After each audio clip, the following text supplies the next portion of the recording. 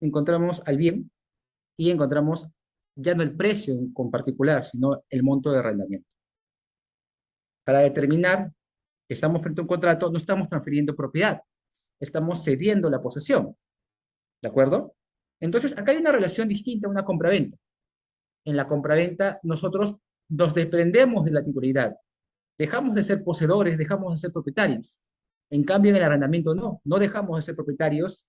En cierta manera, tampoco dejamos de ser poseedores porque nos volvemos unos poseedores en calidad de poseedores inmediatos. Y los poseedores inmediatos vienen a ser los inquilinos, ¿de acuerdo? ¿Qué elementos son importantes en el contrato? Las partes, porque aunque no lo crean, para poder celebrar contratos de arrendamiento se tiene que ser o tiene que haber titularidad sobre los bienes. Simplemente porque yo me meto en una casa y luego decido alquilarla, ¿puedo celebrar contratos? No, porque no estoy legitimado a celebrar contratos porque no tengo la autoridad o la legitimidad para hacerlo, ¿ya? Entonces, partimos de que a nivel notarial, a nivel de de registros públicos, entonces no puedo celebrar contratos de arrendamiento si no tengo legitimidad, ¿de acuerdo?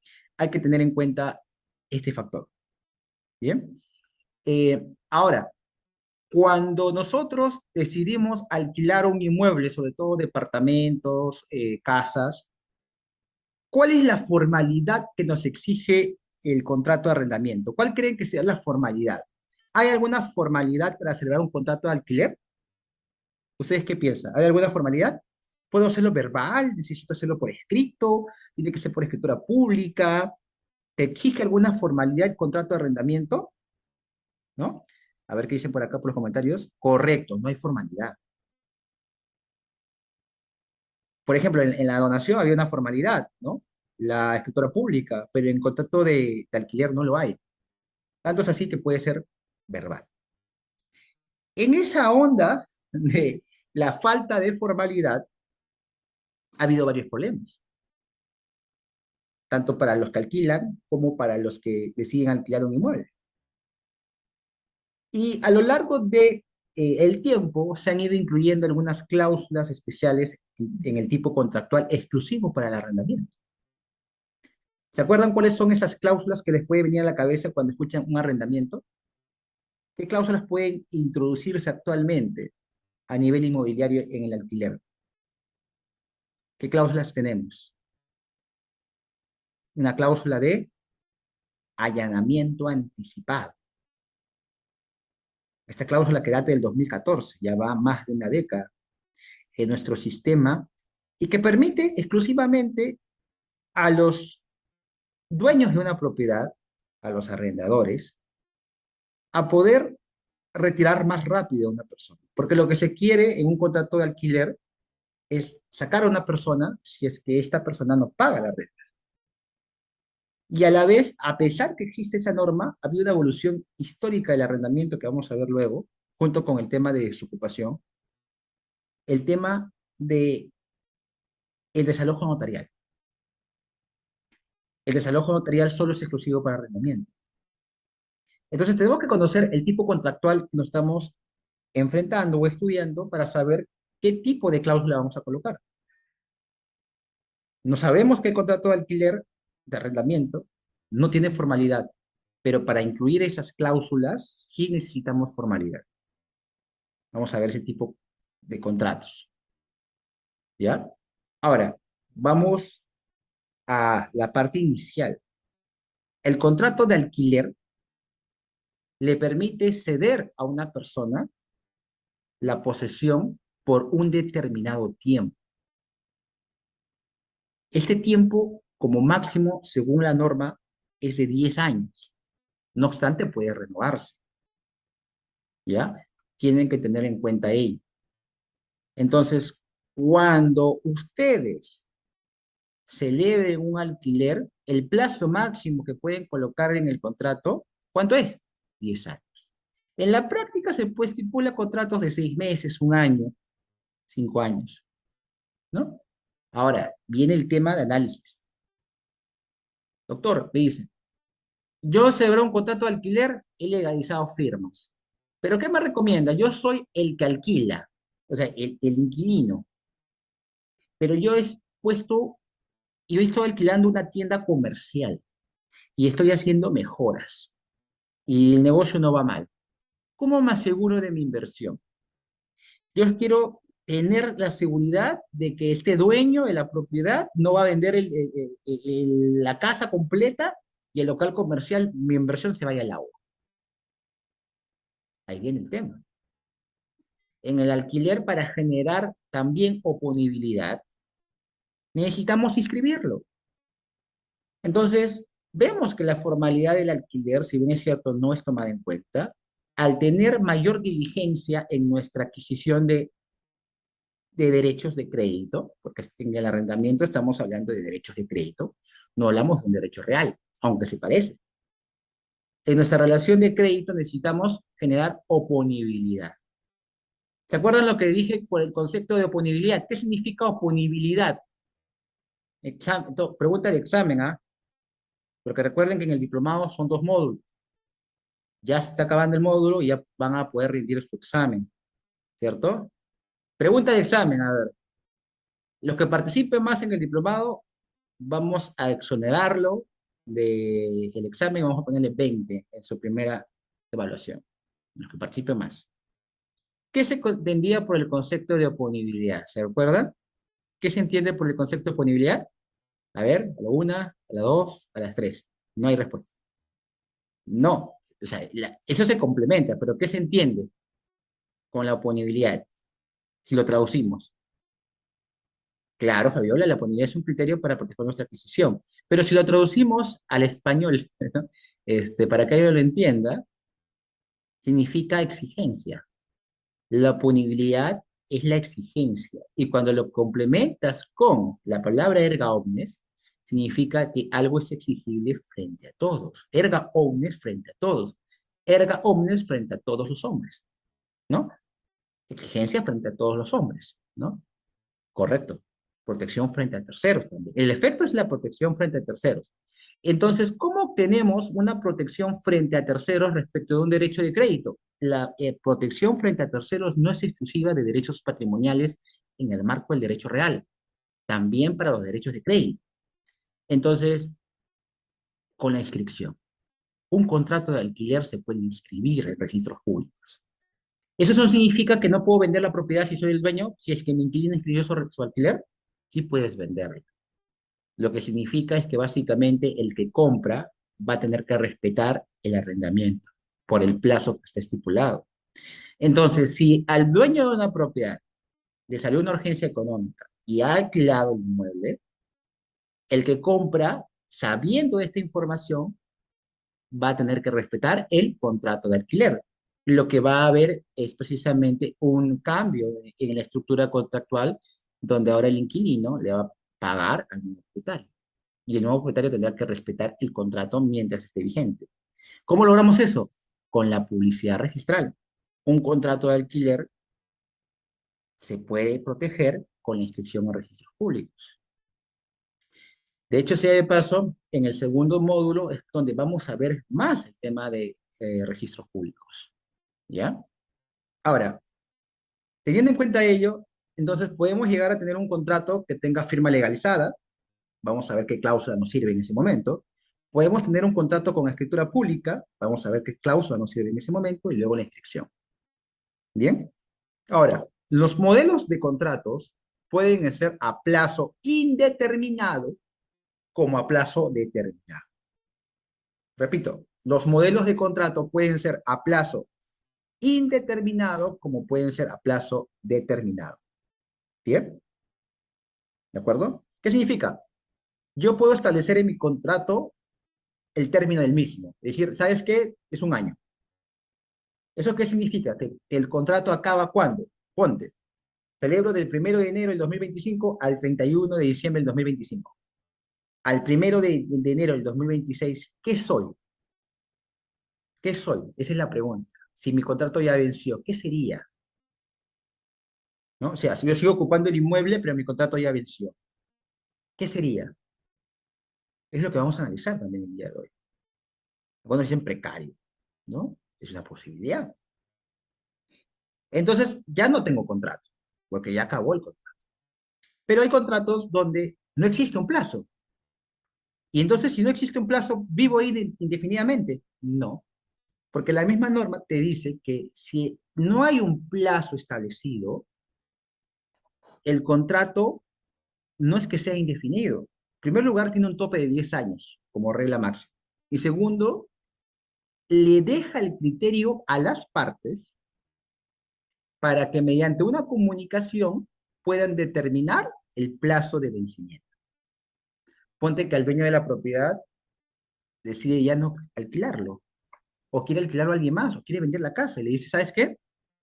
Te doy como plazo máximo, estamos mayo, julio, porque ya no pienso alquilar.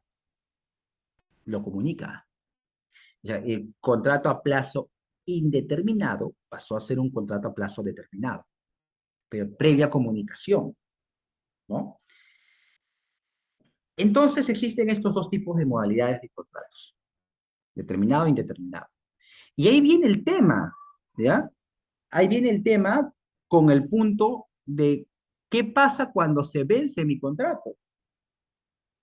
Hay una norma en particular, vamos a leerla, que es el artículo 1699 del Código Civil. Tengan siempre su Código Civil a la mano. Una consulta, de todos los que están acá presentes, ¿todos están en Lima o alguno está en provincia? Todos están en Lima, algunos están en provincia, eh, han llevado quizás algún curso, diplomado, presencial, ¿no? ¿Qué tal la virtualidad? ¿Les acomoda bien? Nuestro centro está en Lima. No obstante a ello, con el tema de la virtualidad, pues tenemos este alcance a nivel nacional, ¿no? Y lo que buscamos es precisamente llegar a la capacitación. En algún momento esperamos volver a dictar los cursos presenciales, porque antes nosotros dictábamos cursos presenciales en la Universidad Católica, ¿no? De la cual yo soy abogado egresado de la Universidad Católica, ¿no? Pero también pues teníamos el acceso restringido para personas que estaban en provincia. Ahora con la virtualidad es mucho más fácil llegar a ello, ¿no? Bien, entonces yo les decía que el contrato de arrendamiento, cuando vence, hay una obligación por parte del inquilino, del arrendatario. Ah, ojo, ojo, se me pasó. No sé si han visto un meme, eso es un meme, cuando no sabes diferenciar entre el arrendador y el arrendatario. ¿El arrendador quién es? Si yo les hago la pregunta, el arrendador quién es en la relación contractual? ¿Quién es el arrendador? ¿Quién es el que arrienda? ¿Quién es el dueño de la propiedad o el que paga la renta? El arrendador. Correcto, el arrendador es el propietario. Y el arrendatario es el que paga la renta. Porque no decía don Ramón y el señor Barriga, ¿no? El señor Barriga, el dueño de la propiedad. De hecho, el señor Barriga no era el dueño de la propiedad. El señor Barriga era un administrador. En algún capítulo me pareció verlo que era como un administrador, ¿ya? Y pues él tenía que recolectar la renta porque cumplía un rol de administrador frente al dueño de la propiedad, frente al dueño de todas las vecindades, ¿no? Y pues don Ramón era el eterno precario, ¿no? Era un precario, pero ahí vamos a ver si era o no era un precario. Claro, si bien es cierto, la normativa de la legislación mexicana es distinta, podría variar a la legislación peruana, vamos a ver si don Ramón era precario o no. Que era un moroso. Eso sí, en un momento inclusive lo quisieron sacar, ¿no? O también la relación que tenía el chavo respecto de la vecindad. Él no ocupaba ningún inmueble, él vivía en un barril, ¿no? Y ojo con el dato también, en un capítulo del Chavo, recordando, es el señor Barriga que condona la deuda, ¿no? Y la condonación es una forma de extinción de las obligaciones. Entonces, en ese momento que condonó la deuda, ¿qué pasa? Vamos a analizarlo. Según el artículo 1699 del Código Civil, vamos a su Código Civil, tenga ahí siempre su Código Civil a la mano, el 1699 del Código Civil señala lo siguiente, lo leo. A ver, disculpen. Acá. Dice, el arrendamiento de duración determinada concluye el vencimiento del plazo establecido, por las partes sin que sea necesario aviso previo de ninguna de ellas. ¿Ya? O sea, llega el plazo y ya no hay que mandar una comunicación para decir que ya terminó el contrato. Ya, pero ahí extingue la relación contractual. Fenece el título contractual. El tema es que en el Código Civil tiene una interpretación y ese es un poco el tema con los abogados. Nosotros creamos interpretaciones en función también a normas que permiten esa interpretación. Porque el artículo 1700 del Código Civil, ¿qué nos dice? Vencido el plazo del contrato, si el arrendatario permanece en el uso del bien arrendado, mire, te pone como condición, ¿no? ¿Se acuerdan cómo se debe interpretar esa regla? Vayamos a teoría general del derecho y es supuesto de hecho, consecuencia jurídica. Yo voy a leer de nuevo y ustedes me dicen si estoy bien o estoy mal. Vencido el plazo, ¿qué sería? ¿Un supuesto de hecho o efecto? Vencido el plazo del contrato y pone otra condición, o sea, dos condiciones copulativas que van de la mano. Si se vence el contrato, es un supuesto de hecho. Y si el arrendatario permanece en el uso del bien arrendado, otro supuesto de hecho. Dos a la vez, ¿no? O sea, ya venció el contrato ayer y sigo ocupando el inmueble. Son dos supuestos de hecho que se tienen que dar. No se entiende qué renovación tácita. Eso, bueno, por lógica no se entendería tampoco, ¿no? Se entendería que no hay renovación tácita. Si no, ahí viene el efecto, consecuencia jurídica. Si no, la continuación del arrendamiento bajo sus mismas estipulaciones. O sea, te están diciendo algo medio entramado, ¿no? Oye, no hay contrato, pero los efectos son ulteriores del contrato. Pero te tienes que ceñir bajo las reglas del último contrato. O sea, no hay contrato porque no hay renovación tácita, pero si se da estos dos supuestos que se venció y sigues ocupando, hay una continuación del arrendamiento bajo sus mismas estipulaciones. Oye, pero no dice que ya venció con el 1699, ¿cómo puede decir que todavía hay una continuación del arrendamiento? Lo que pasa es que aquí hay que tener mucho cuidado, y esta es una interpretación propia, que también podemos hacerlo juntos.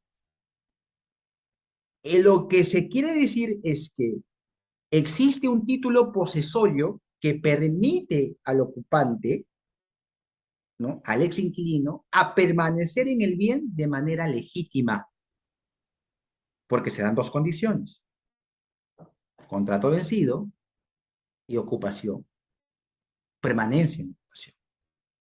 Y como no ha habido un retiro de la persona de manera voluntaria y tampoco forzada, entonces si sigues ocupando un inmueble, te tienes que ceñir bajo las reglas del contrato anterior. Eso es lo que te quiere decir. Pero te legitimo a seguir ocupándolo. Esto es un escape, ¿para qué? Para que el inquilino siga ocupando el inmueble de manera legítima y para que el arrendador siga cobrando la renta. Porque el inquilino va a decir, oye, sigo ocupando 15 días, pero como no había contrato, no te pago. No, ya, no es que no había contrato, sí, no había contrato porque el contrato ya había vencido, pero la regla del Código Civil es que tú me pagues conforme a lo que me venías pagando hasta los meses que sigas ocupando. Eso pasa por ejemplo, con alguien que se le vence un contrato y no quiere salir del inmueble y pasan de repente 6, 7, 8 meses hasta que salga. O sea, esos meses no lo va a pagar, sí lo va a pagar. Y si no nos quiere pagar, van a ser reconocidos, ¿qué cosa? En un juicio. Yo les hago una pregunta. Si ustedes inician un proceso de obligación de dar suma de dinero, ¿no? Van a decir que me debe, ¿no? ¿Y el qué le va a decir el juez?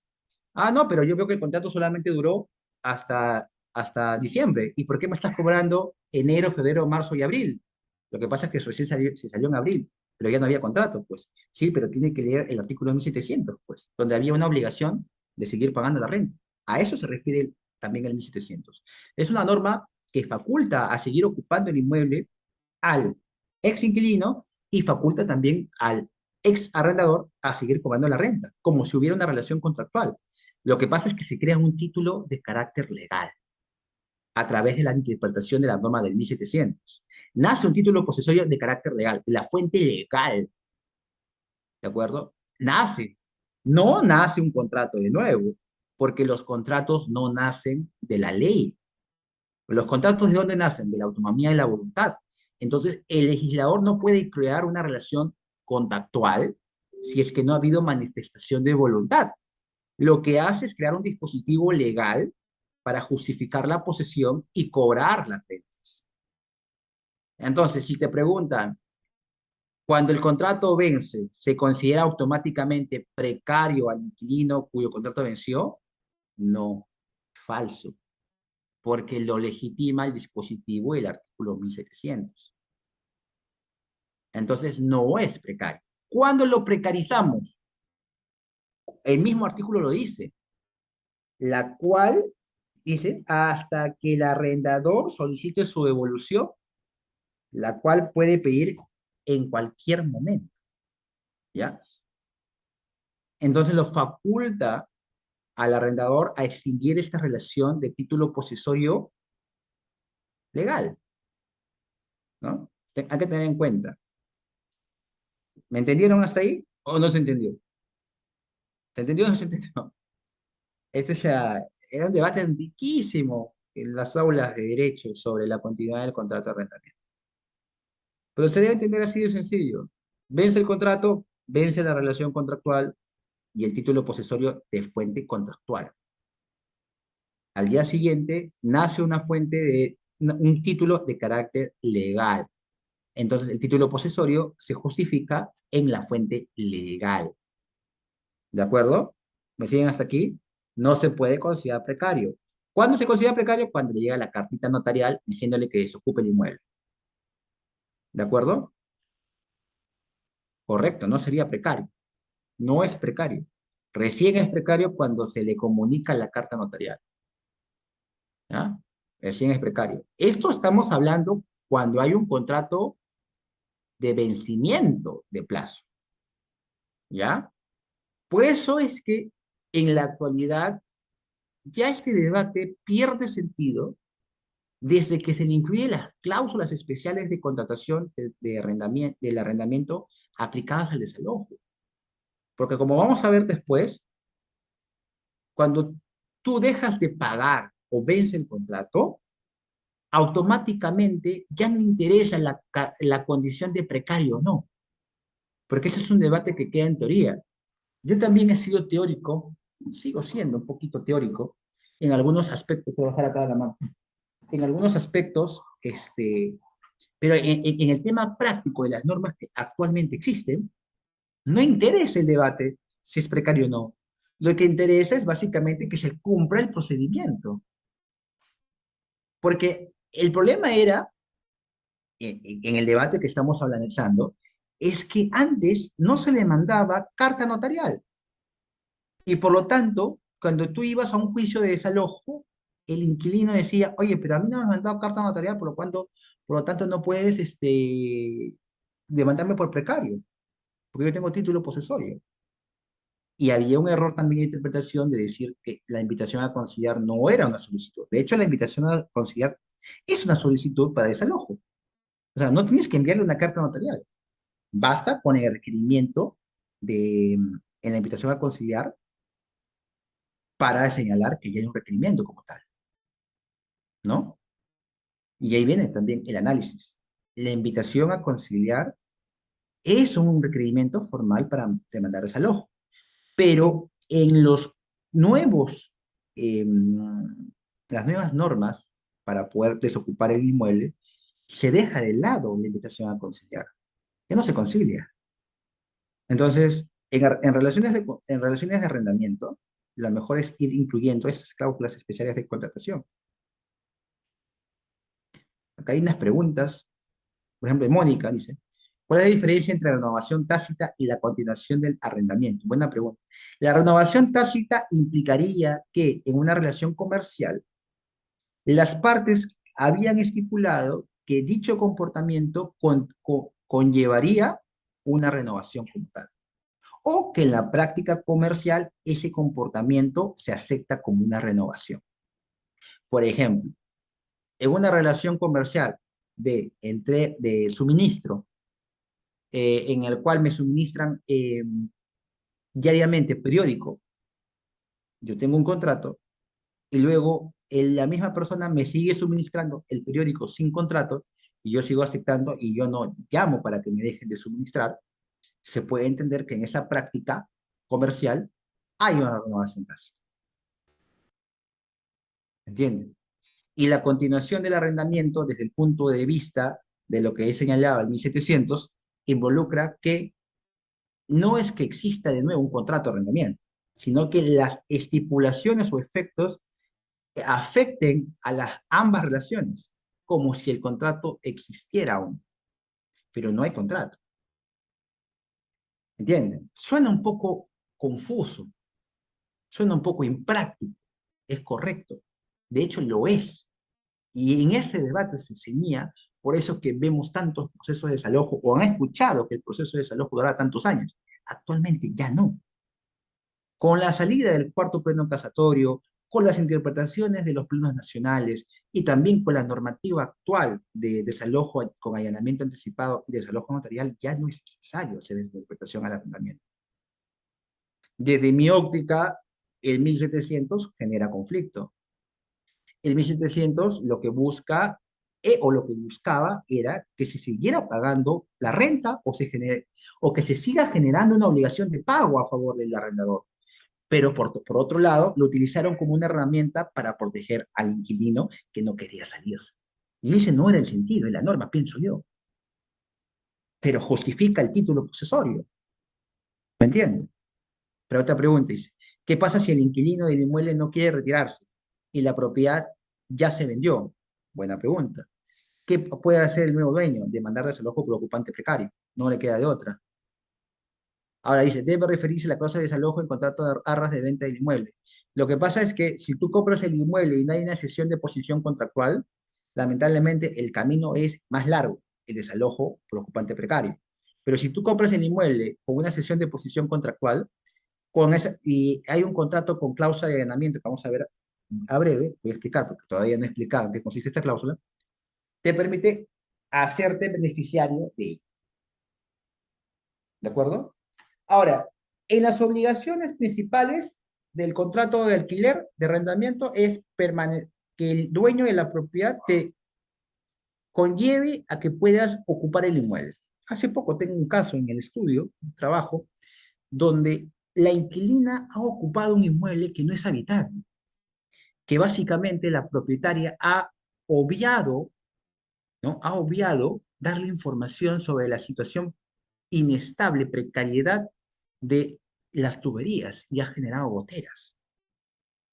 Entonces me consulta ella si por estos vicios ocultos podría ella, con su calidad de inquilina, recuperar la garantía y obviamente también pedir la devolución del mes de renta, porque no le parece correcto que ocupe un inmueble que no es habitable. Entonces tampoco es que veamos el contrato de alquiler como favorable exclusivamente a la parte arrendadora. También hay que verlo por la parte arrendataria. Solo que, obviamente, el gran problema era desalojarla. O el gran problema es aún el desalojo de los inquilinos. ¿De acuerdo? Vamos a la lámina entonces y vamos a ver, ¿saben las preguntas? Y vamos a ver que normalmente para desalojar a una persona utilizamos el artículo 585 del Código Procesal Civil. ¿De acuerdo? Hay etapas que, bueno, voy a explicarlo hacia el final, porque este no es un curso sobre desalojos, es un curso sobre arrendamiento. Ahí, en el 2014, se creó la ley contra inquilinos morosos, la ley 30.201, que es muy poco usada, en realidad, con su reglamento, y se introdujo lo que actualmente conocemos como la cláusula de allanamiento anticipado. Su nombre lo dice, allanamiento es acatar la pretensión, ¿no?, de una persona en un juicio, o aceptarlo de una manera coloquial, ¿no? Aceptar, eh, y dice anticipado, lo dice anticipado porque la pretensión de desocupar el inmueble, que es la pretensión principal, se da después y se firma actualmente. Es decir, yo estoy aceptando que en caso incurra en la causal de desalojo, me retiro. Pero actualmente solamente es por dos causas: vencimiento de contrato o falta de pago. La norma ahí se modifica y dice, ¿no? Eh, en los contratos de arrendamiento solo de inmuebles, con firmas legalizadas ante notario público o juez de paz, en caso no hubiera notario, dice, donde que contenga una cláusula de allanamiento a futuro del arrendamiento para la restitución del bien por conclusión del contrato o por resolución del mismo por falta de pago.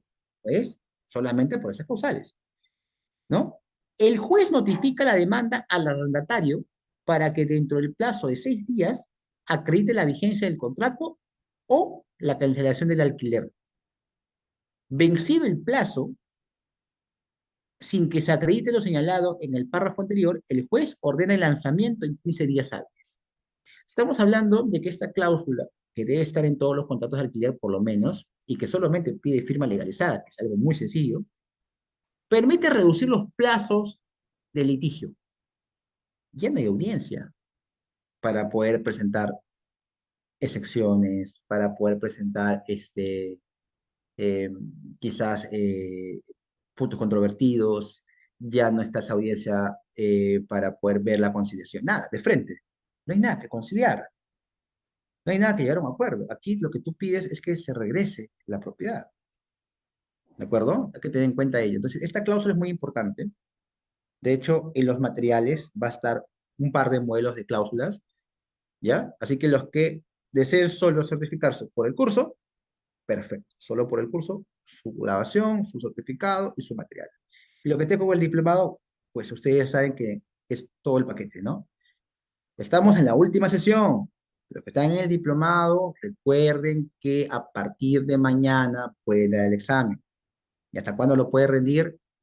Normalmente se rinde hasta una semana después del diplomado. Si quieren tener su nota rápida, una vez que acaben el diplomado, tienen que dar dos evaluaciones, la de contratos y la de registro. Y con eso sale su promedio. De caso, a los que recién se enteran del diplomado, pues pueden matricularse aún. Entonces, estábamos en la parte de que en la actualidad esta cláusula permite a una persona ocupar el inmueble, desalojar al que ocupa el inmueble sin ningún problema.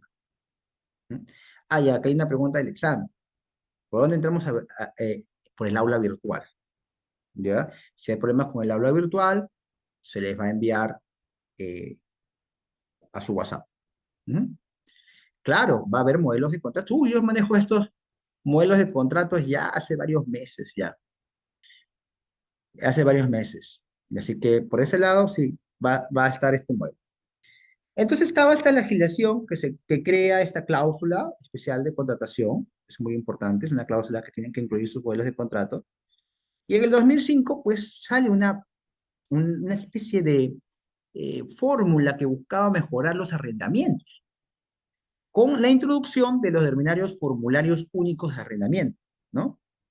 ¿Qué es lo que buscaba? Darle seguridad y darle formalidad a los contratos de arrendamiento.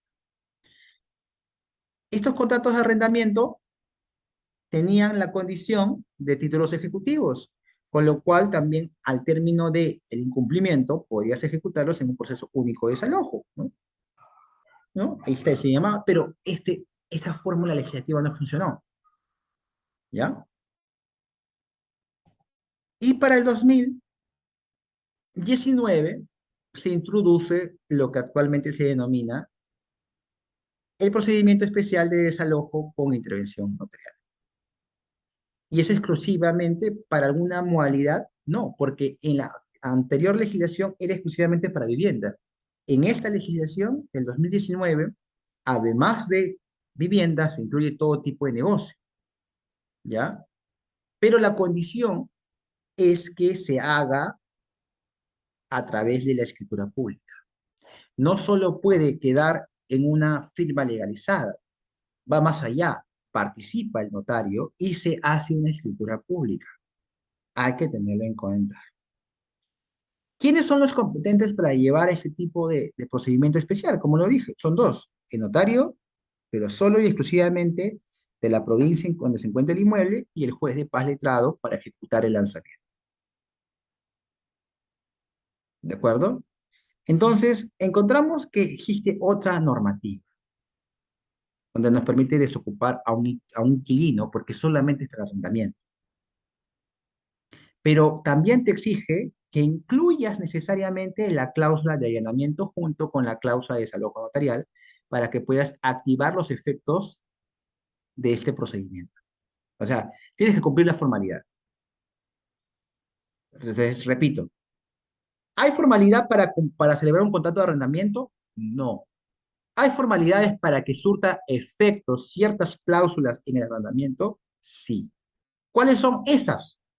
La de allanamiento anticipado, que requiere por lo mínimo tener la cláusula de allanamiento anticipado en escritura pública. Y para activar la de desalojo notarial necesitas dos formalidades. Que tu contrato minuta tenga la cláusula de allanamiento y a la vez esté en escritura pública. Porque el error puede partir de lo siguiente. Tú confiado colocas tu cláusula de desalojo notarial y lo elevas a escritura pública. Nadie te va a decir nada, pero te olvidaste de incluir la de allanamiento anticipado. Y no puedes aplicar desalojo notarial. Entonces, también hay que tener en cuenta que tu abogado conozca de aplicar correctamente las normas y además también que se eleve a la formalidad. ¿Por qué? Porque puedes tener tu contrato con firma legalizada con la cláusula de allanamiento y el desalojo notarial, pero no llega a escritura pública, no te sirve para utilizar el desalojo notarial. ¿Puedo tener mis dos cláusulas en un contrato privado? Sí, no te sirven para poder desalojar expresamente, ¿ya? Hay que tener en cuenta este factor, ¿ya? Sí, son dos cosas distintas, pero van de la mano. El allanamiento anticipado, como te digo, es una cláusula que somete la voluntad de apelar, de participar en un litigio. Es como si yo te demandara ahora, en este momento, Mónica, y te digo, ¿sabes qué? Me debes, no sé, 2.000 soles. Y tú dices, sí, correcto, me allano, es correcto lo que pide, no voy a contestar. Te estás allanando, estás aceptando mi petitorio. Lo que hace la cláusula de allanamiento anticipado básicamente es que el futuro demandado ya ha aceptado por así decirlo, su culpabilidad. Porque acá no hablamos penal, ¿no? Está aceptando el petitorio, ¿ya? Y la cláusula de desalojo notarial lo que hace es que las partes ya renuncian a un procedimiento especial o un procedimiento ordinario y se someten a un procedimiento más especial todavía, que es donde participa el notario y es donde participa el juez de paz, letrado. Porque normalmente cuando iniciamos un proceso de desalojo, lo iniciamos en juez civil. Y en el juez civil es el que ve la causa. En cambio, si activamos la cláusula de desalojo notarial, lo ve el juez. ¿De dónde? El juez de paz letrado del distrito donde se encuentra ubicado el inmueble. No se puede, Rodolfo. Pregunta Rodolfo, y es lo que dijimos al inicio. ¿Se puede registrar un contrato de arrendamiento si no soy propietario, si no poseedor con miras? No se puede, porque frente a la notaría, al despacho notarial, no tienes legitimidad para celebrar ese contrato. Puede celebrar el contrato de alquiler un subarrendatario que tiene un contrato legalmente, puede celebrarlo un administrador, puede celebrarlo alguien que tenga un derecho real sobre el inmueble, pero alguien que todavía no ha adquirido la propiedad, por más que conozcamos que a nivel de derecho la propiedad adquirida por prescripción no necesita la sentencia, no te lo van a otorgar. Algunas notarías pasan por paños fríos la firma, la legalización. Sí, lo sé porque también lo he hecho. Yo he asesorado ventas de terrenos con constancias de posesión, donde el que vendía la propiedad todavía no era propietario y estaba iniciando un proceso de prescripción. Y no sabe qué difícil fue una notaría me podría firmar, o sea, solamente legalizar las firmas. No debería ser ese impedimento a nivel notarial, ¿saben por qué? Porque la notaría no se compromete por el contenido que está en el documento, simplemente por constatar de que se está celebrando un acto en el despacho notarial. Esa es la razón de la legalización de firmas. La legalización de firmas simplemente comprueba que el que está firmando el documento son las partes y declaran que son esas las partes. Sobre el contenido del documento, la notaría no se hace cargo. ¿Me entienden? ¿Ya? Sigamos, pues, están participativos, eso es muy bueno. Están participativos porque quieren aprender o están participativos por lo que dije de que van a ser seleccionados del examen si participan. Vamos a, vamos a ver cuál es el efecto de los dos. Si por si acaso se vienen nuevos diplomados, no solamente yo voy a estar, de repente algunos se aburren de mi didáctica. Va a haber nuevos invitados en temas penales, en temas administrativos, en temas tributarios, en temas registrales también, otros compañeros, temas procesales, temas de familia. Pregunta, ¿se puede registrar un contrato de arrendamiento solo con uno de los condominios, dueños del bien? No se puede, porque en la norma del Código Civil establece que como condición en el régimen de copropiedad es que para poder transferir y alquilar se requiere la participación de todos los que tienen derechos y acciones sobre la propiedad. Para actos de administración sí puede ser uno de ellos, pero para actos de transferencia y a la vez para actos de arrendamiento, para celebrar contratos de arrendamiento, se necesita la participación de ambos, tal cual. Pregunta, lo que pasa es que a veces desincentiva porque la notaría es mucho más barato un trámite de firmas, ¿no? Que un trámite, claro, es más barato, lógico. Una legalización de firmas puede costar 50 soles, algunas 25 soles. La escritura pública, lo que pasa es que, a ver, yo lo veo así. En una legalización de firmas, frente a un inmueble que no se va a inscribir en ese momento, no veo razón en hacer escritura pública. Yo veo que bastaría con una legalización de firmas, ¿no? Y independientemente del contenido, lo que importa es que exista una fecha cierta. A eso va, ¿no? Ahora dice, yo digo para el cláusula de allanamiento. Claro, lo que pasa es que para allanamiento el proceso te sirve igual que un desalojo notarial, solo que el desalojo notarial sí es mucho más rápido, ¿ya? Y créeme que es mucho más rápido. Estamos hablando de que un allanamiento puede demorarte un año y un desalojo notarial puede demorarte 4 meses, ¿ya? Y la inversión no, sí, es distinta, ¿no? En una firma 50 soles y en una escritura pública 1.500. ¿Se puede ir a cualquier notario o hay restricciones en cuanto a la buena pregunta? Depende de lo que estás buscando firmar. Incluyendo la cláusula de desalojo notarial, la competencia para realizar el contrato no hay restricción. No lo dice por lo menos la norma. O sea, puedes hacerlo en cualquier notaría, el contrato, pero para la ejecución solo lo pueden ejecutar el notario de la provincia donde se encuentra el inmueble y para el lanzamiento el juez de paz del distrito judicial donde se encuentra el inmueble. Me explico. Yo tengo un departamento en Los Olivos, ¿ya?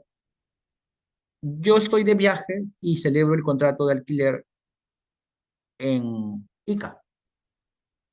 ¿Puedo hacerlo? Sí, con todas sus cláusulas. Y luego que celebro el contrato, porque estoy en Ica, estoy radicando en Ica, le he dicho al inquilino que venga por acá, yo tengo mi escritura pública, me deja de pagar. ¿Tengo que iniciar el proceso en una notaría en Ica? No, tengo que irme a la provincia competente. ¿Cuál es? Lima, porque Los Olivos está en Lima. ¿Podría irme a una del Callao? Tampoco, por más que esté cerca, tiene que ser Lima. O sea, ¿pero tiene que ser de Los Olivos? No, puede ser cualquiera de Lima. Entonces escojo una en San Isidro. Y luego de estar en San Isidro me dice, ya, te lo verifiqué, sí, no te pagó, ve a lanzarlo al juez de paz de Los Olivos. Ahí sí son Los Olivos. ¿De acuerdo? Entonces, ese es el procedimiento. Otra pregunta. En un contrato de arrendamiento vía notarial, ¿ya? ¿También se debe poner la cláusula de desalojo express o ya no? Sí, claro. Siempre en todos tus contratos de arrendamiento debes colocar la cláusula de desalojo express y además la de desalojo notarial, si es que vas a llegar hasta escritura pública, ¿ya? Entonces, Muy agradecido con las preguntas, vamos a seguir avanzando porque nos queda como una media hora. Y luego vamos a poder hacer preguntas del público a mano alzada. En arrendamiento, eh, tenemos estas cláusulas, como había mencionado, pero también tenemos otras cláusulas de contratación. Una arbitral. Los había mencionado en las clases anteriores que la cláusula arbitral permite someterse a una competencia particular, que no del Poder Judicial.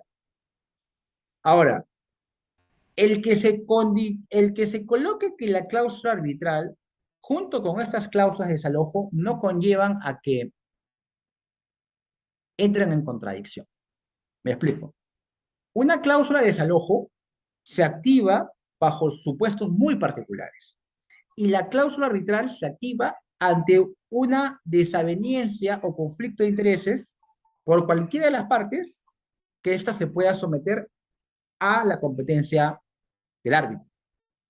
No obstante a ello, si se da el supuesto muy particular de falta de pago, no vas a poder irte necesariamente a un tema judicial. Me explico. Tú celebras un contrato de alquiler con estas cláusulas. Tú eres inquilino. Y tú dices, yo he dejado de pagar porque esta persona en los últimos 6 meses no arreglaba la cañería. Y se goteaba, me he tenido que alquilar a otro lado, ¿no? Y le he estado pagando hasta cierto momento en la cual no arreglaba. Yo he tenido que pagar el arreglo de la cañería y le dije que me desembolse, porque eso habíamos quedado. Y me dice, sí, que te voy a desembolsar, nunca me desembolsó, se hizo la cañería y dice, no, no, después me ha asesorado que no, que tú lo rompiste. Hay un conflicto, ¿verdad? En determinar quién tenía la responsabilidad de arreglar la cañería. Yo pagué por el arreglo de la cañería y me costó 10.000 soles, ponte, que era una casa grande, con otras cosas que me tenía que devolver. Y yo le dije, si no me devuelve, lo aplicamos a las cuotas de arrendamiento. No, no, no, que si te dejas de pagar 2 cuotas, te resuelve el contrato. ¿Entra o no entra en conflicto? Sí. Y ella me inicia un proceso de desalojo notarial. Y yo le inicio una demanda arbitral.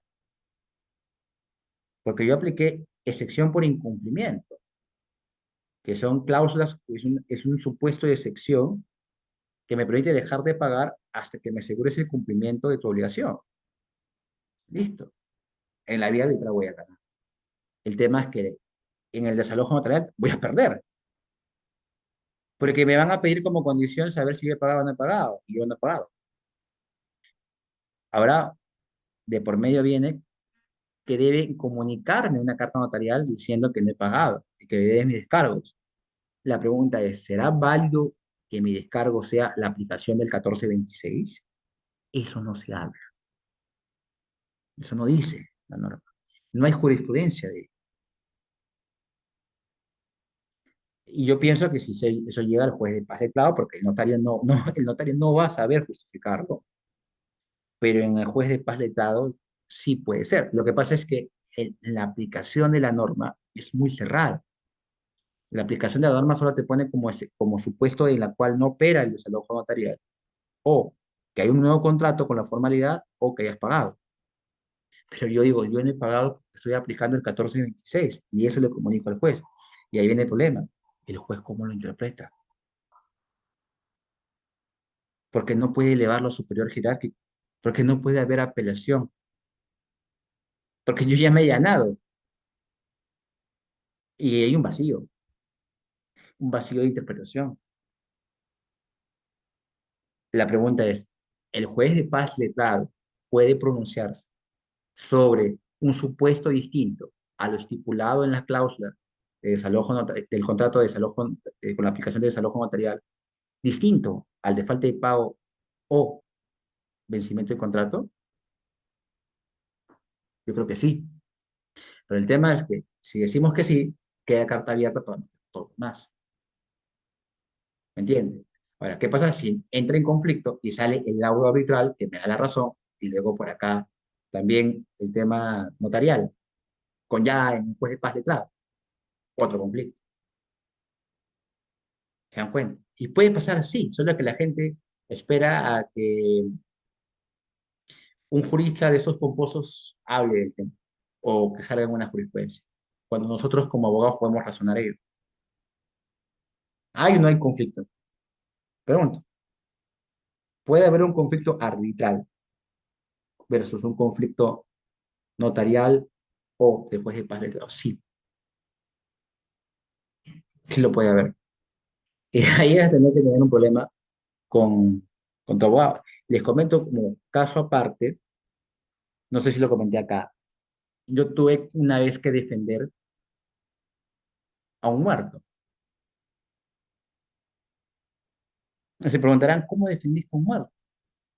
Me contactó un familiar del muerto, porque el muerto no era mi amigo, no lo conocía, y me dice, mira, Víctor, mi tío hace tiempo alquiló un inmueble con la cláusula de arrendamiento, pero mi tío se fue a Estados Unidos y dejó a su familia.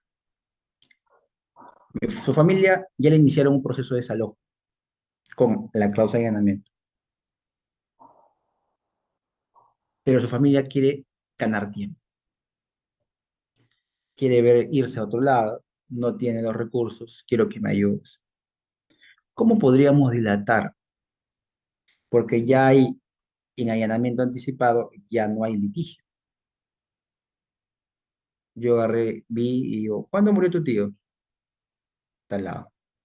Malo que había muerto en Estados Unidos. Entonces, no, no tenía acta de función peruana. Ese fue el gran problema. Ya, vamos a hacer algo. Vamos a intentarlo. Y mandé un escrito donde decía, no puede haber legitimidad para demandar a una persona fallecida, porque la relación procesal válida se establece con sujetos de derecho y un fallecido ya no es sujeto de derecho. Entonces, a quien se debe emplazar es a la sucesión intestada. Y la carga de emplazar a la sucesión intestada es del, del propietario. Lo quería alargar porque en realidad hay un vacío ahí, porque la norma también faculta en cierta manera a demandar desalojo contra todos los que ocupen el inmueble. Me dieron la razón. Me dijeron, muestra tu acta de defunción en original. No había. Me dieron 2 meses de plazo para legalizarlo. No pudimos hacerlo. Pero si hubiese legalizado, la demanda se hubiese caído y se hubiese retrotraído hasta un nuevo emplazamiento. Pero es correcto, pues no puede haber una relación jurídica procesal con un muerto. Ahí lo que se debió establecer es que contra todos los ocupantes del inmueble, pero no con el muerto, pues, excluyendo. Pero me llamó mucho la atención y lo cuento como anécdota. Bien, sigamos con las diapositivas. Eh, Esto es todo lo que es el desalojo notarial. Son un par de láminas interesantes para aplicar. En realidad esto lo desarrollo más en cursos aplicados a desalojos, a recuperación de inmuebles. Vamos a ver acá. Acá había otras láminas. Permítanme un ratito. Ya, por ejemplo, acá son criterios que salieron de plenos nacionales sobre condición de precariedad, ¿no? Un poco para repasar ello. Eh, si bien es cierto, puede haber derechos que nacen de una norma, no necesariamente un contrato de alquiler, y ahí viene la parte complementaria del contrato de alquiler, que es que no todo contrato de alquiler, o sea, mejor dicho, no todo celebración de contrato tiene que ser alquiler para ceder la posesión.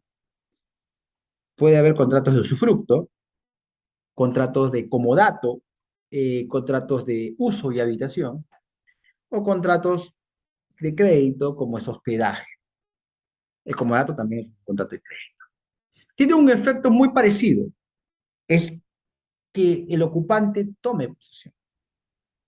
Y siempre esa posesión va a ser posesión inmediata. Es decir, va a haber la persona que ocupa el bien va a reconocer a alguien más como el verdadero propietario o poseedor. Pero la pregunta es, ¿por qué tenemos tantas modalidades en las cuales podemos ceder la posesión y por qué decantarnos una por otra? Va a depender de la finalidad que usemos el inmueble. En el contrato de usufructo, lo que nos permite es el uso y el disfrute. Muy parecido también al arrendamiento, de cierta manera. El uso y el disfrute significa que yo puedo dedicar el inmueble a cualquier finalidad, sin limitación alguna, y poder obtener los frutos del inmueble. Muy parecido quizás a un contrato de alquiler que te permita subarrendar, ¿no? La diferencia también es en los plazos. Un usufructo puede ser vitalicio, lo puedo establecer en el contrato. Típico escenario donde de repente yo dono un inmueble y digo, ¿sabes qué, hijo? Te voy a donar esta casa, pero yo necesito vivir en la casa hasta mis días, hasta mis últimos días. Pero la casa va a ser tuya. ¿Qué celebra ahí? Un usufructo vitalicio, donde yo te cedo la propiedad, pero permanezco en el inmueble hasta que muera. Y eso es una carga, es una carga que afecta directamente la partida registral del inmueble, ¿no? Otro, el usufructo tiene un plazo mayor, dije era vitalicio, pero tiene un plazo mayor. El usufructo es un derecho real, pero hay parecidos, ¿no? El usufructo se escribe, el arrendamiento también, ¿ya? Se cede la posesión, se cede la posesión, ¿de acuerdo? Luego hay uso y habitación.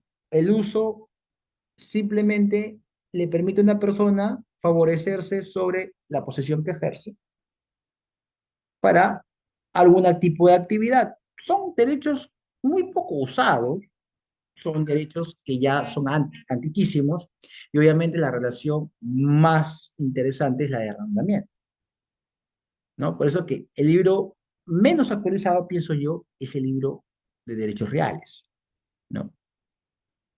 Pero vemos que ciertos derechos reales que permiten el uso, no confundir esto, tienen ciertas formalidades o ciertas ventajas frente al arrendamiento. Pero en todos ellos, el arrendamiento tiene estas cláusulas particulares. Y en esas cláusulas no se pueden utilizar para el usufructo, no se pueden utilizar para el comodato, para el hospedaje, para el uso y habitación. Las de allanamiento anticipado, las de desalojo notarial son exclusivas para arrendamiento, salvo modificación de la norma. ¿Ya? Otra pregunta que dice, pero no se olvide de donarle todas mis propiedades a un solo hijo, ¿cierto? Puedes donarle todas tus propiedades a un solo hijo si tuvieras un solo hijo. El tema en particular es que si tú lo donas, es como un anticipo de legítima. Y ahí estamos hablando de negocios con efectos post-mortem, ¿ya? Y ese es otro tema. Los negocios con efectos post-mortem involucran que el que transfiere una propiedad sabe que va a haber un efecto posterior a su muerte, como lo hace con un anticipo legítimo.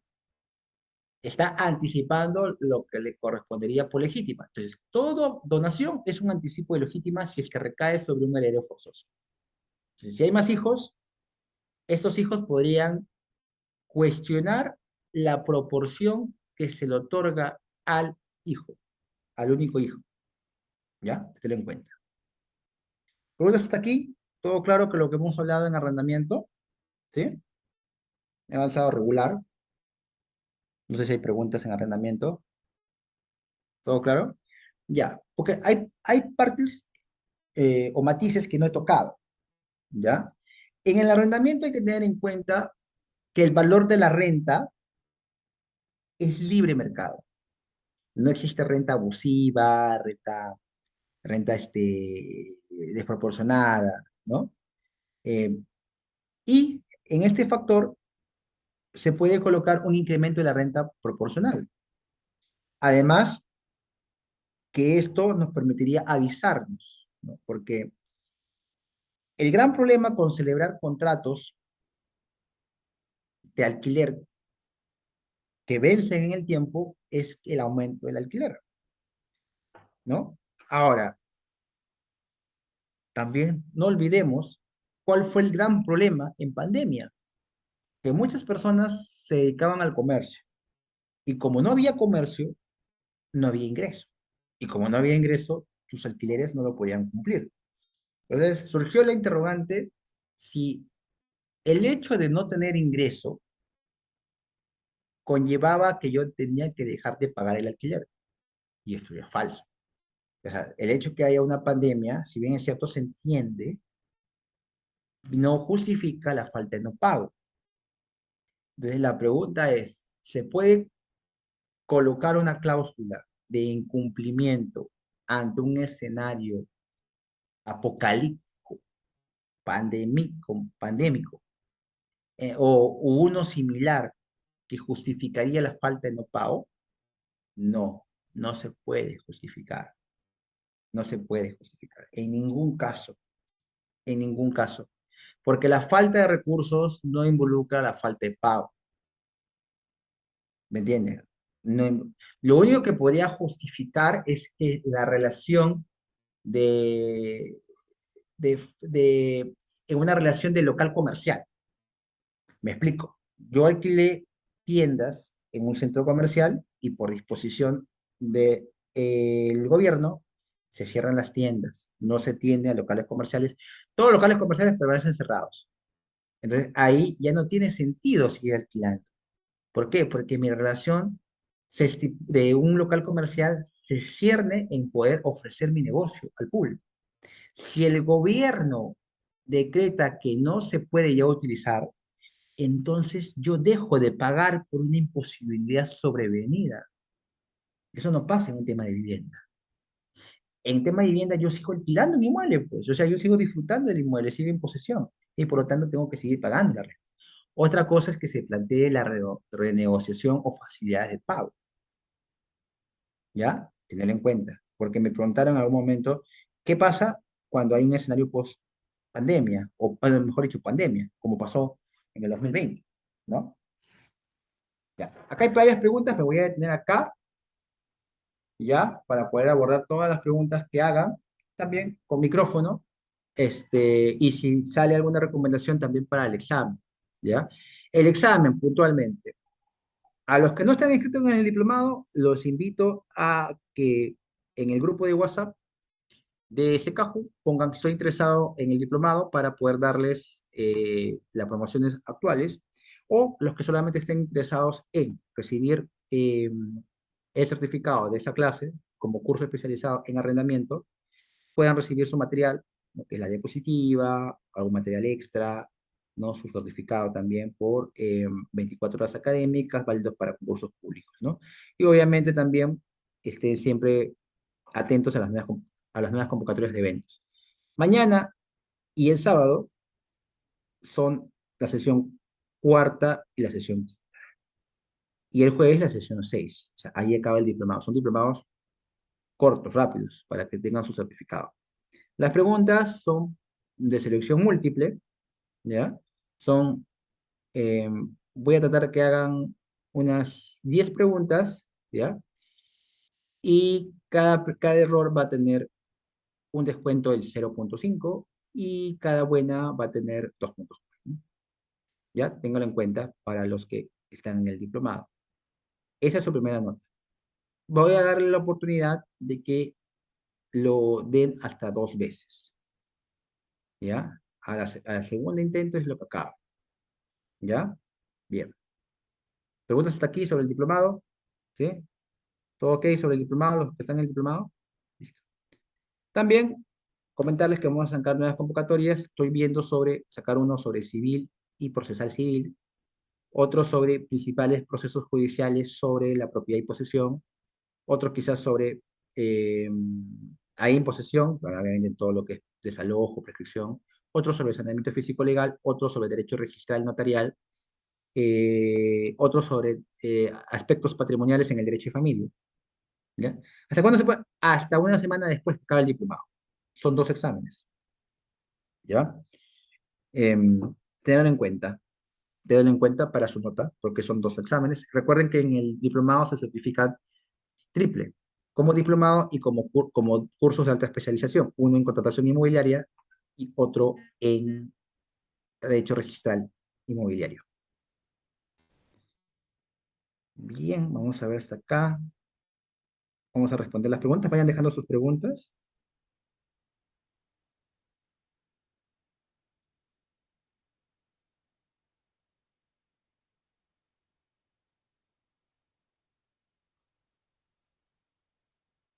Ya.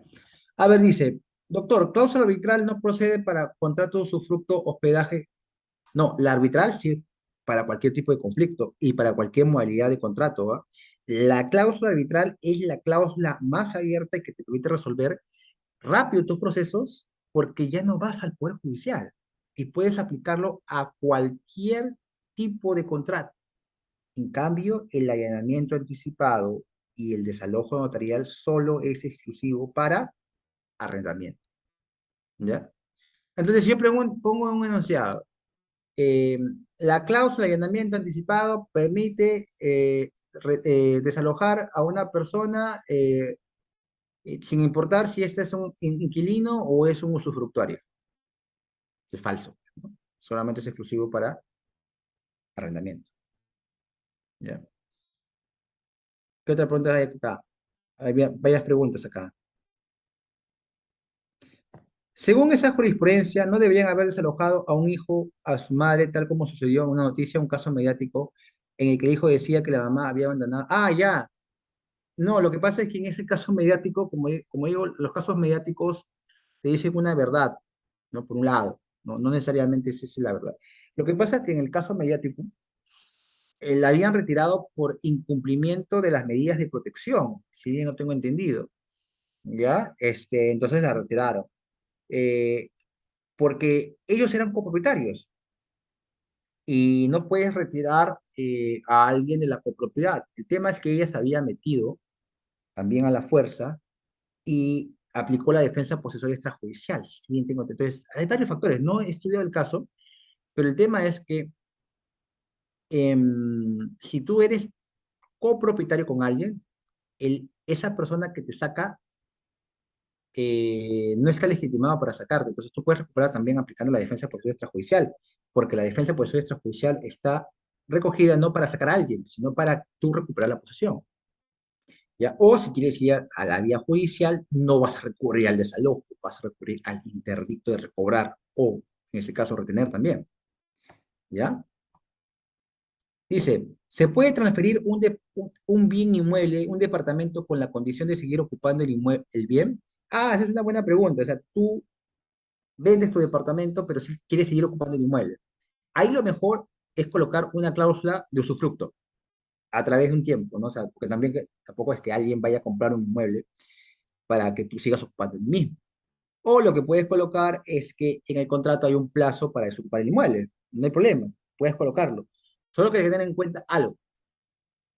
Es depende cómo lo coloques que se va a inscribir en registros.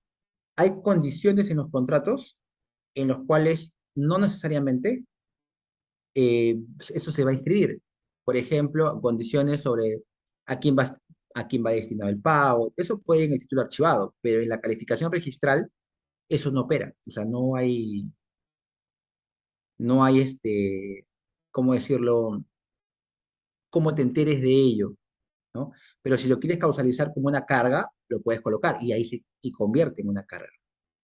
¿Ya? Recuerden que mañana iniciamos el bloque de derecho registral inmobiliario. Estén atentos a temas inmobiliarios desde el punto de vista registral. ¿Ya? Eh, los que quieren dar su examen ya, escríbanlo, desde mañana va a estar habilitado, así que si no están en el aula pueden pedirlo yo les recomiendo que lo den el fin de semana, o sea, a partir del sábado. Ya estén tranquilos, repasen sus clases que están para poder subir esta y las otras que nos han subido, creo, no sé si se subieron o no, pero para que lo repasen. Ya. ¿Qué otra pregunta hay por acá?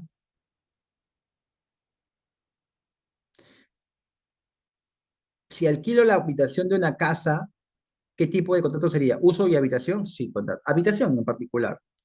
Ahora, si tú quieres alquilar la habitación bajo la modalidad de contrato de alquiler, también es válido. O sea, normalmente se alquilan cuartos, habitaciones, con contratos de alquiler.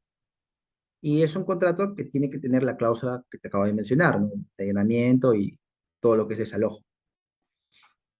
Entonces, te conviene alquilarlo como un alquiler. ¿no? O sea, darlo como un alquiler, un arrendamiento. ¿Bien? ¿Más preguntas hasta acá? ¿No hay?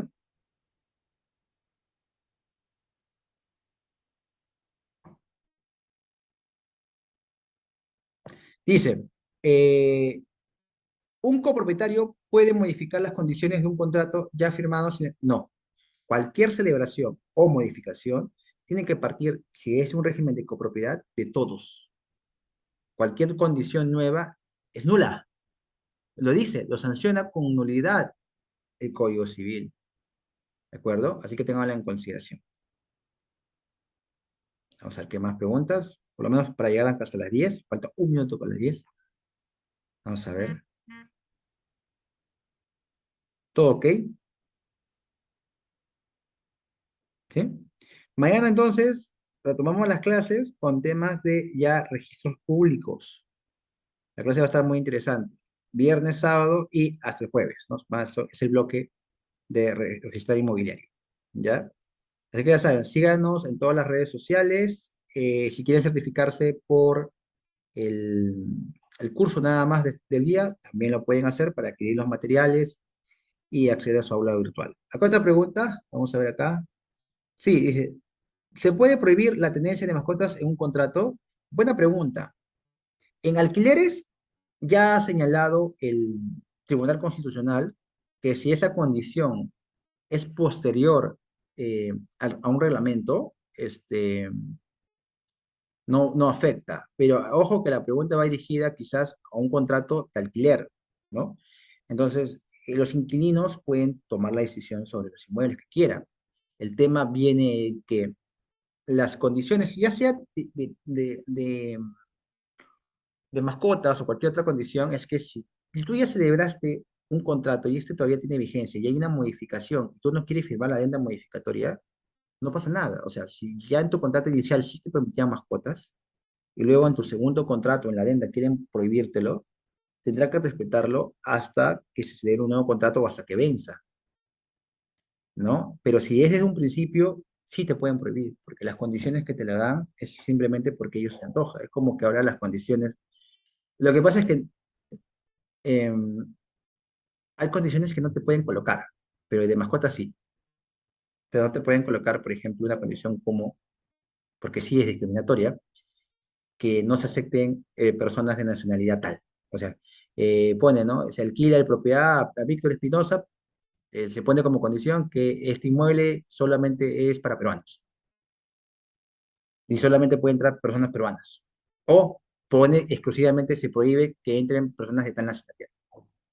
¿Pueden colocar eso? No, es discriminatorio. ¿Ya? Ten en cuenta ello. ¿Qué pasa si en un régimen de copropiedad de hermanos en una sucesión intestada, un hermano demanda división y partición, pero el inmueble no puede dividirse por reglamentos locales? Buena, interesante pregunta. 100 metros entre 5 hermanos, la ley no permite. Entonces el juez obliga a vender y repartir. Claro.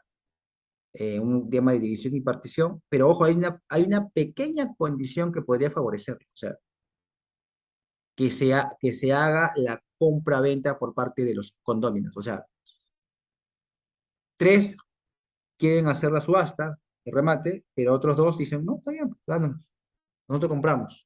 ¿Viste? Cada 50-50. Pero sí se puede solicitar el remate. Cuando es imposible la división, se puede solicitar la subasta. Dice el código sí subasta, pero se entiende que esto es un remate público. Y obviamente sobre lo que se adquiere en remate público es lo que se divide. Ujú. ¿Ya? Tener en cuenta ello. Otra pregunta adicional. Aprovechen que siempre la última media hora es para preguntas. Deberían ser preguntas relacionadas al tema, ¿no? Pero no hay problema. Como estamos en el diplomado, perfecto. Y para los que aún no están inscritos en el diplomado, no demoren en inscribirse. Dice, en caso de bienes rurales, lo mínimo son 3 hectáreas, ¿cierto? No tengo a la mano la norma sobre bienes rurales y tampoco tengo a la mano a la norma sobre bienes predios urbanos porque todo depende de la municipalidad. La municipalidad tiene ciertos límites permitidos, pero imagínate que actualmente, incluso con las mini casas, con los mini departamentos, pueden haber casas de 9 metros cuadrados. En base a ese criterio, ¿se podría dividir hasta en 10 metros? Podría ser, quién sabe, ¿no? Eso queda pendiente para mí, por ejemplo, para buscar una buena contingencia. ¿Cuánto es el mínimo para dividir en bienes rurales? Yo creo que no hay un mínimo, no hay una norma que lo detalle, pero quedó a un tema de investigación ahí, ¿no? Puntual. ¿Cuánto es el mínimo en predios rurales? Dependerá de la municipalidad, dependerá del tipo de bien, ¿no? O sea, si es para cosecha, cuánto es el mínimo para cosecha, ¿no? Y por lo tanto, cómo debe dividirse, ¿no? Pregunta de Mónica. ¿Es verdad que para el desalojo notarial el pago de renta tiene que... Esa es buena pregunta. Dice, Mónica, ¿es verdad que para el desalojo notarial el pago de renta, claro, tiene que ser bancarizado? Es buena pregunta. Entonces, ahí se tiene que poner en su cláusula, en su arrendamiento, que todo pago debe ser bancarizado. No necesariamente con la cuenta del titular. Pueden colocar una cuenta de apoyo, de soporte. Por ejemplo, la mamá es la titular del inmueble y la cuenta es de la hija. Entonces, tiene que acreditarse el depósito de la cuenta de la hija. Y no está mal pagado. Lo importante es que sea bancarizado. ¿Ya? Correcto. Dice, Rodolfo, creo que había una legislación de mínimo 3 hectáreas para evitar la automatización. Eso es buen dato. Es un buen dato. Quizás el Minagri tenga algo de legislación sobre ello, ¿no? Pero es una norma muy particular, ¿no? Que yo en la medida desconozco. Yo veo más periodos urbanos, pero en realidad pues es un tema interesante, ¿no? Habría que verlo en particular, ¿no? Queda condición para las próximas clases. Vamos a ver si hay más preguntas.